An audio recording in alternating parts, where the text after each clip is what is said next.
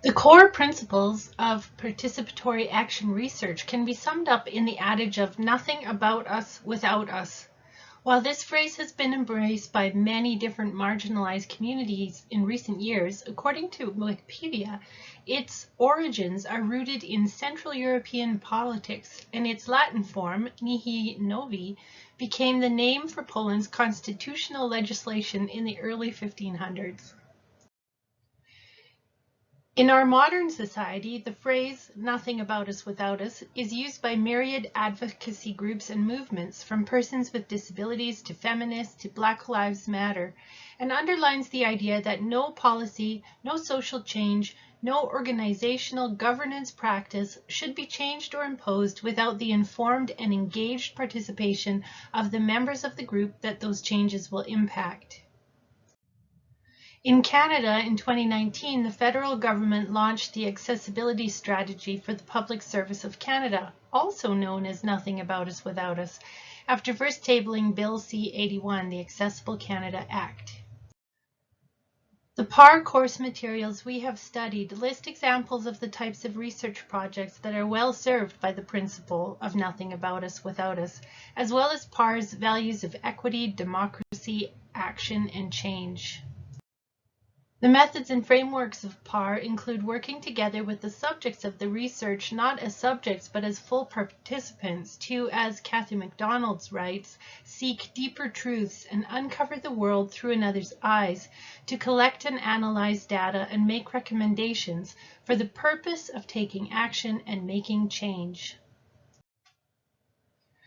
To paraphrase delve.com, a site our team found useful and which also provides analytical software for researchers, it engages stakeholders in all steps of the research process with the intention of the work leading to social change. Examples of participatory research include health research projects such as breast cancer treatment studies, or mental health research projects such as U Manitoba's educational tool for citizen users of community mental health services,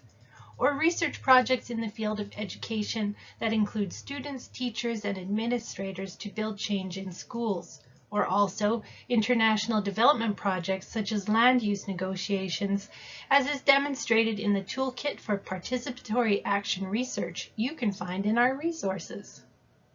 While in this course we are learning about the intricacies and ethics of research, it is interesting to note the participatory action research readings also cite examples of the mechanisms and principles and practices of PAR applying to consultancy and governance work, which are not necessarily considered research. Learning about participatory action research through the lens of my own lived experience as a community engagement professional was exciting because I realized that some of the major projects I have worked on check the boxes of PAR tactics. I had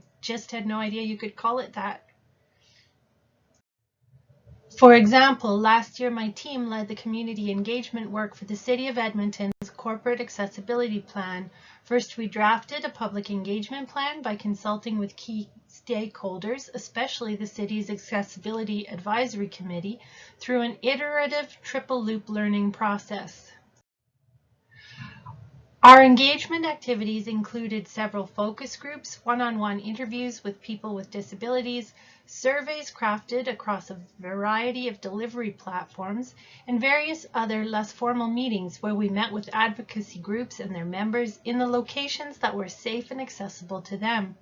For a year, we co-created a community engagement project together with the people with disabilities that proposed changes to Edmonton's corporate accessibility plan, people that it is supposed to serve. After several rounds of transparent, relationship-focused engagement, the City of Edmonton achieved a blueprint for systemic change shaped and supported by the disability community.